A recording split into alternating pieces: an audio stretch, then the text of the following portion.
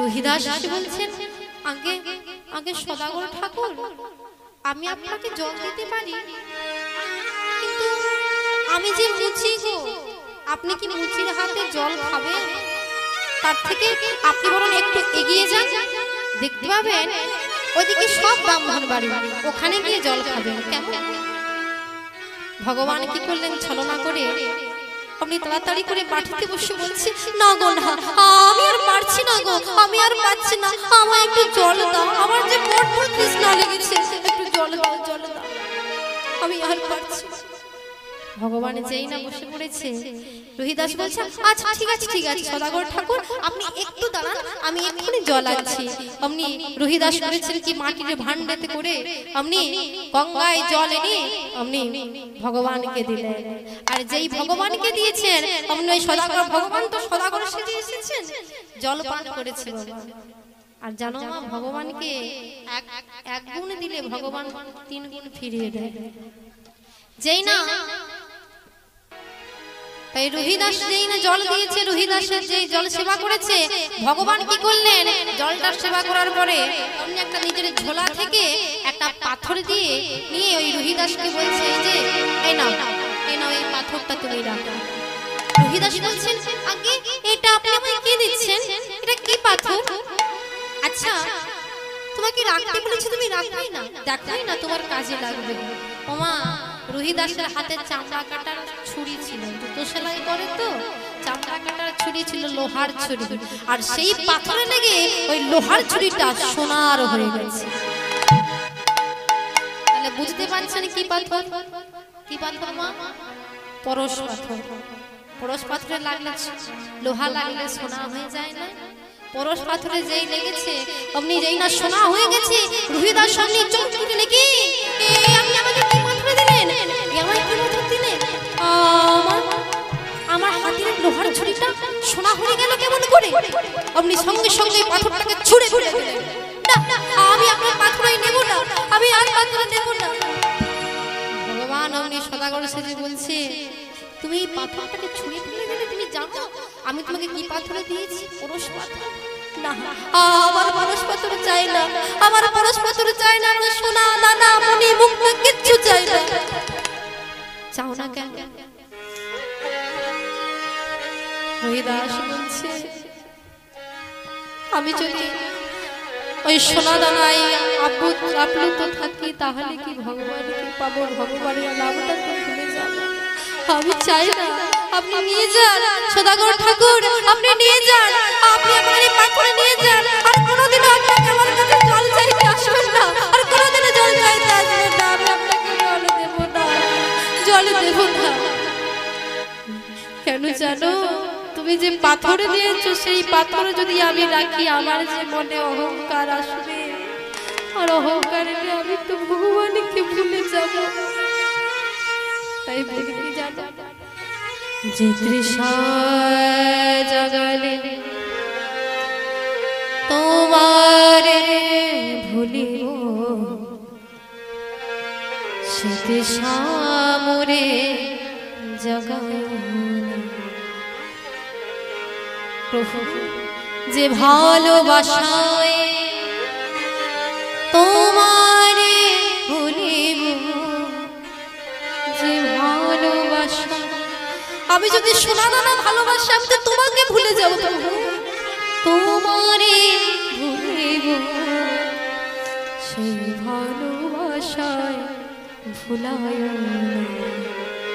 যে তৃষা জাগালে তোমারে ভুলিব, সে তৃষা মোরে জাগায় না। চলে যাও, চলে যাও বলছি, তোমার ওই পাথরে নিয়ে চলে যাও, আর কোনোদিনও এসো না আমার কাছে জল চাইতে, আর কোনোদিনও এসো না।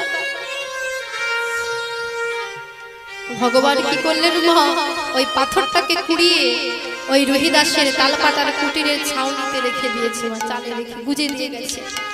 ভগবান মনে মনে মনে খুশি হলেন, কিন্তু ভগবান তো ভগবান সেজে আসেনি মা, তিনি তো সদাগর সেজে এসেছেন, তাই মনে যেন কত দুঃখ পেয়েছেন, এই চিন্তা করে চলে গেছে মা।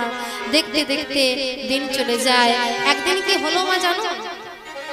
একদিন ভাগ্যক্রমে ওই কাশীর রানী রানী ঝালি তিনি করেছিলেন কি, আজ রথে চড়ে কর্মচারীদেরকে সাথে নিয়ে তিনি ওই পথ ধরে চলেছেন আর যেতে যেতে সবাইকে দান ধ্যান করতে চলেছেন, দান ধ্যান দিতে দিতে চলেছেন।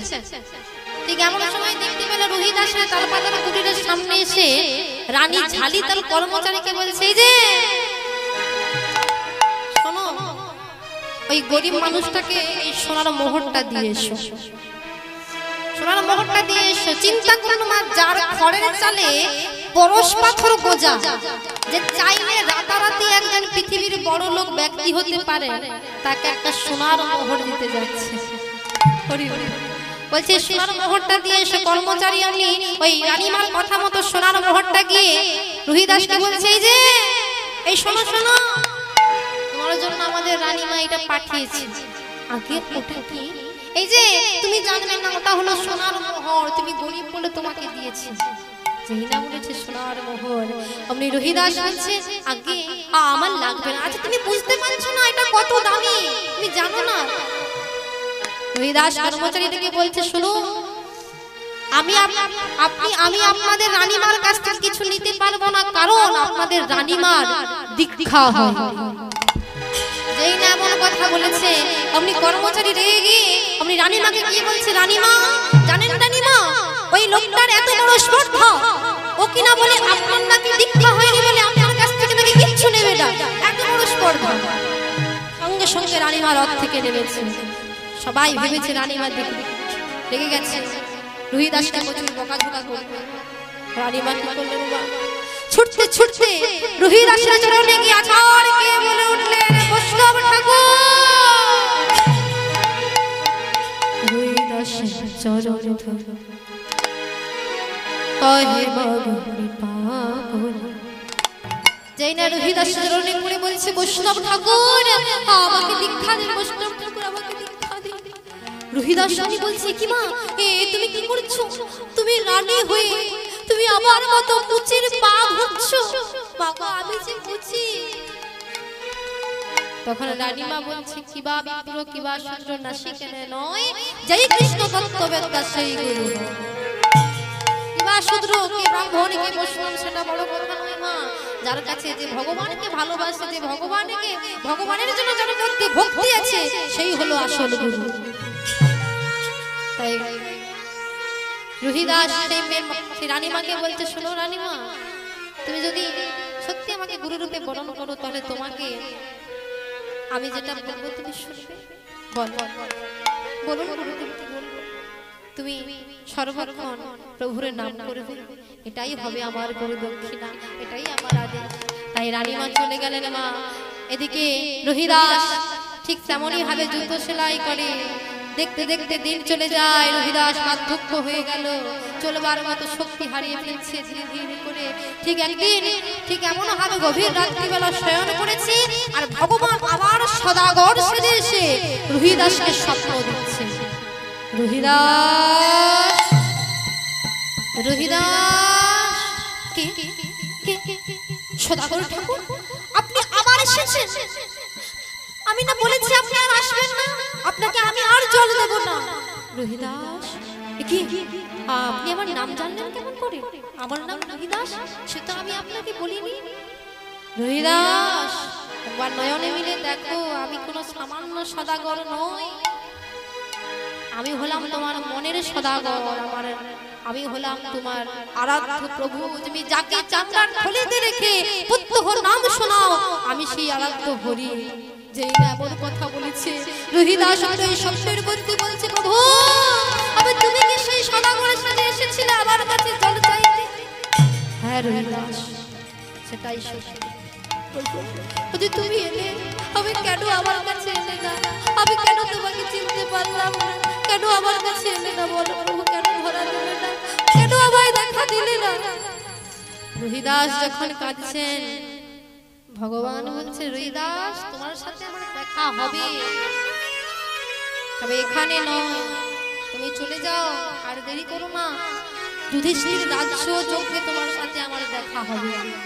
যেই না আমার কথা বলেছে, এ কথা বলেবার পরে যেই স্বপ্ন ভেঙে গেছে, রোহিদাস আপনি গভীর রাত্রিতে মনে মনে চিন্তা করলেন, দেখি তবে কি সত্যি আমার প্রভু আমার কাছে এসেছিল, অথচ আমি ভগবানকে চিনতে পারিনি।